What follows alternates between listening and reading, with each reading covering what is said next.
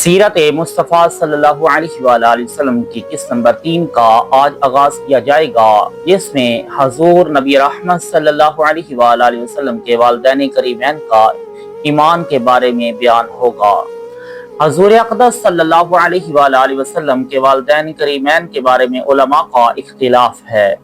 کہ وہ دونوں مومن ہیں یا نہیں۔ بعض علماء دونوں کو مومن نہیں مانتے اور بعض علماء نے توقف کیا اور فرمایا کہ ان دونوں کو مومن یا کافر کہنے سے زبان کو روکنا چاہیے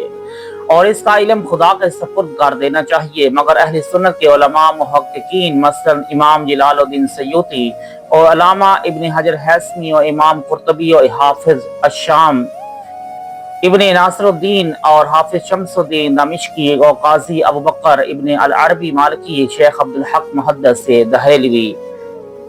صاحب اقلیل مولانا عبدالحق مہاجر مدنی وغیرہ رحمۃ اللہ تعالی علیہم کا یہی عقیدہ اور قول ہے کہ حضور نبی رحمت صلی اللہ علیہ وآلہ وسلم کے ماں باپ دونوں یقیناً بلا شبہ مومن ہیں۔ چنانچہ اس بارے میں حضرت شیخ عبدالحق محدث دہلوی رحمۃ اللہ تعالی علیہ ارشاد فرماتے ہیں کہ حضور صلی اللہ علیہ وآلہ وسلم کے والدین کو مومن نہ ماننا یہ علماء متقدمین کا مسلک ہے، لیکن علماء متاخرین نے تحقیق کے ساتھ اس مسئلہ کو ثابت کیا ہے کہ حضور نبی رحمت صلی اللہ علیہ وآلہ وسلم کے والدین بلکہ حضور کے تمام آباء و اجداد حضرت آدم علیہ السلام تک سب کے سب مومن ہیں،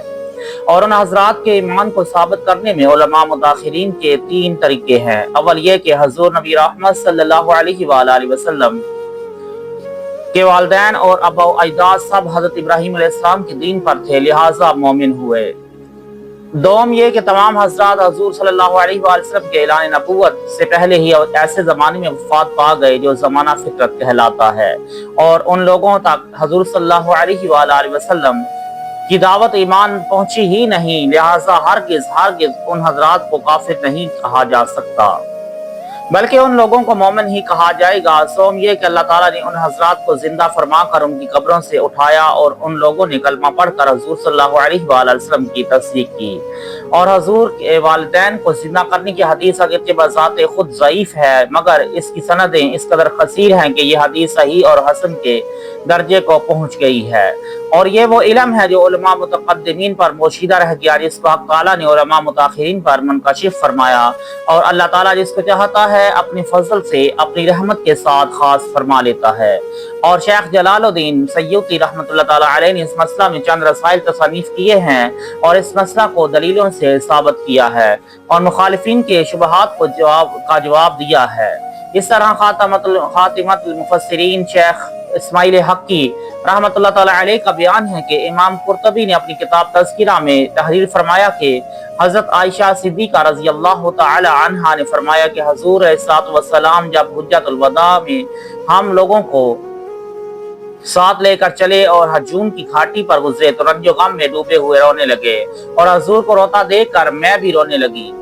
پھر حضور اپنی اونٹنی سے اتر پڑے اور کچھ دیر کے بعد میرے پاس تشریف لائے تو خوش مسکراتے ہوئے تشریف لائے۔ میں نے دریافت کیا کہ یا رسول اللہ، آپ پر میرے ماں باپ قربان ہوں، کیا بات ہے کہ آپ رنج و غم میں ڈوبے ہوئے اونٹنی سے اترے اور واپس لوٹے تو شاداں و فرحاں مسکراتے ہوئے تشریف فرما ہوئے؟ تو حضور نے فرمایا کہ میں اپنی والدہ آمینہ کی قبر کی زیارت کے لیے گیا تھا اور میں نے اللہ تعالیٰ سے سوال کیا کہ وہ ان کو زندہ فرما دے، تو خداوند تعالیٰ نے ان کو زندہ فرما دیا اور وہ ایمان لائی۔ اور اشتباہ والناصر میں ہے کہ وہ شخص جو کفر کی حالت میں مر گیا ہو اس پر لعنت کرنا جائز ہے بجز رسول اللہ صلی اللہ علیہ وآلہ وسلم کے والدین کے، کیونکہ اس بات کا ثبوت موجود ہے کہ اللہ تعالیٰ نے ان دونوں کو زندہ فرمایا اور یہ دونوں ایمان لائے۔ یہ بھی ذکر کیا گیا ہے کہ حضور صلی اللہ علیہ وآلہ وسلم اپنے ماں باپ کی قبروں کے پاس روئے اور ایک خشک درخت زمین میں بو دیا اور فرمایا کہ اگر یہ درخت ہرا ہو گیا تو یہ اس بات کی علامت ہے کہ ان دونوں کا ایمان لانا ممکن ہے۔ چنانچہ وہ درخت ہرا ہو گیا۔ پھر حضور صلی اللہ علیہ وآلہ وسلم کی دعا کی برکت سے وہ دونوں اپنی اپنی قبروں سے نکل کر اسلام لائے اور پھر اپنی اپنی قبروں میں تشریف لے گئے، اور ان دونوں کا زندہ ہونا اور ایمان لانا یہ عقلاً محال ہے نہ شرعاً، کیونکہ قرآن شریف سے ثابت ہوتا ہے کہ بنی اسرائیل کے مقتول نے زندہ ہو کر اپنے قاتل کا نام بتایا۔ اسی طرح حضرت عیسیٰ علیہ السلام کے دست مبارک سے بھی چند مردے زندہ ہوئے۔ جب یہ سب باتیں ثابت ہیں تو حضور صلی اللہ علیہ وآلہ وسلم کے والدین کے زندہ ہو کر ایمان لانے میں بھلا کون سی چیز مانی ہو سکتی ہے؟ اور جس حدیث میں یہ آیا ہے کہ میں نے اپنی والدہ کے لیے دعائے مغفرت کی اجازت طلب کی تو مجھے اس کی اجازت نہیں دی گئی، یہ حدیث حضور کے والدین کے زندہ ہو کر ایمان لانے سے بہت پہلے کی ہے، کیونکہ حضور کے والدین کا زندہ ہو کر ایمان لانا یہ حجۃ الوداع کے موقع پر ہوا، جو حضور صلی اللہ علیہ وآلہ وسلم کے وصال سے چند ماہ ہی پہلے کا واقعہ ہے، اور حضور کے مراتب و درجات ہمیشہ بڑھتے ہی رہے، تو ہو سکتا ہے کہ پہلے حضور کو خداوند تعالیٰ نے یہ شرف نہیں عطا فرمایا تھا کہ آپ کے والدین مسلمان ہوں، مگر بعد میں اس فضل و شرف سے بھی آپ کو سرفراز فرما دیا کہ آپ کے والدین کو صاحب ایمان بنا دیا۔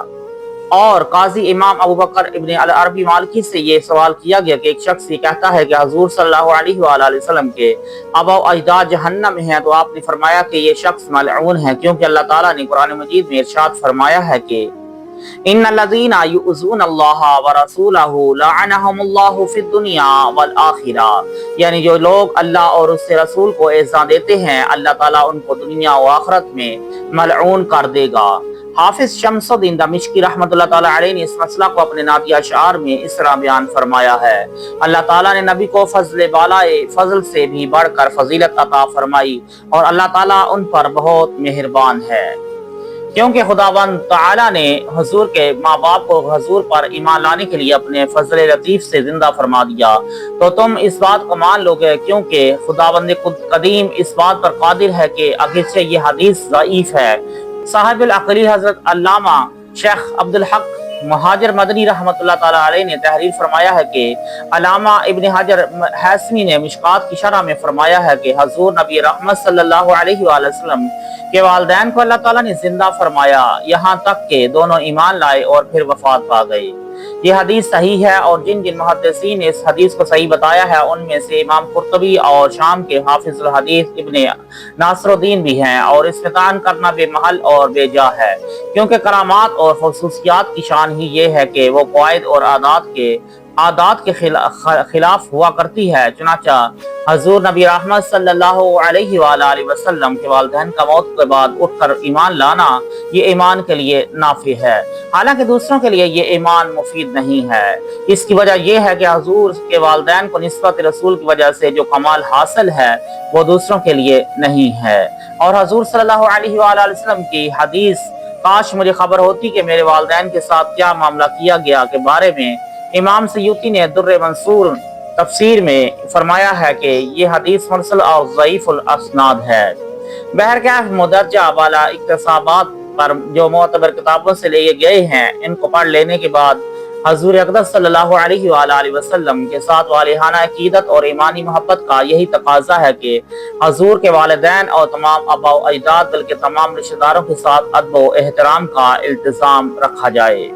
باجز ان رشتہ داروں کے کہ جن کا کافر اور جہنمی ہونا قرآن و حدیث سے یقینی طور پر ثابت ہے، جیسے ابو لہب اور اس کی بیوی۔